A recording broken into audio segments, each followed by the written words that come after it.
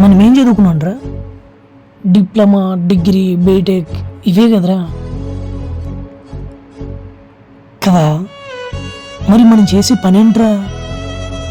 అసలు education system ఏంటో, ఆ పెంపకం ఏంటో ఎవడో రాసిన బుక్ చదివి ఎవడో పెట్టిన కంపెనీలో కొన్ని లక్షల ఉద్యోగాల మధ్య ఒక చిన్న ఉద్యోగం తెచ్చుకోవడానికి 20 ఏళ్ళు చదవాలా?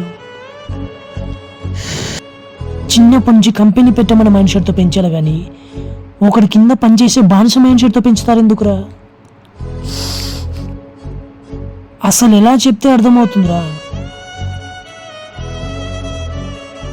వాళ్ళలాగే పిల్లలు కూడా బానిస బతకాల. ఏమన్నంటే మన మిడిల్ క్లాసు, మన బతుకులు ఇంతే, వారానికి ఒకసారి చికెన్ తెచ్చుకోవాలి, పండగ వచ్చినప్పుడు కొత్త బట్టలు వేసుకోవాలి. ఇదో బతుకు.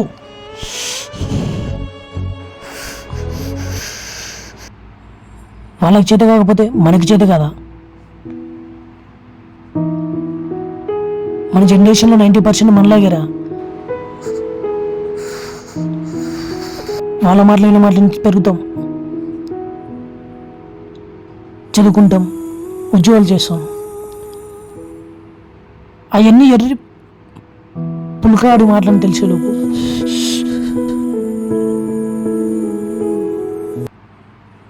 లైఫ్ అనే ఫుల్ బాటిల్లో క్వార్టర్ అయిపోతుంది.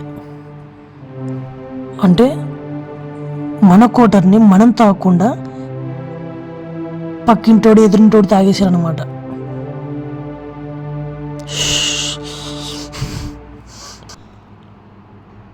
ఆ పెంపకం వల్ల ఇంకా ఎంతమంది రజనీకాంత్లు కండక్టర్గానే ఆగిపోయారు, ఇంకా ఎంతమంది అమ్మానీలు పెట్రోల్ బంకులోనే ఆగిపోయారు.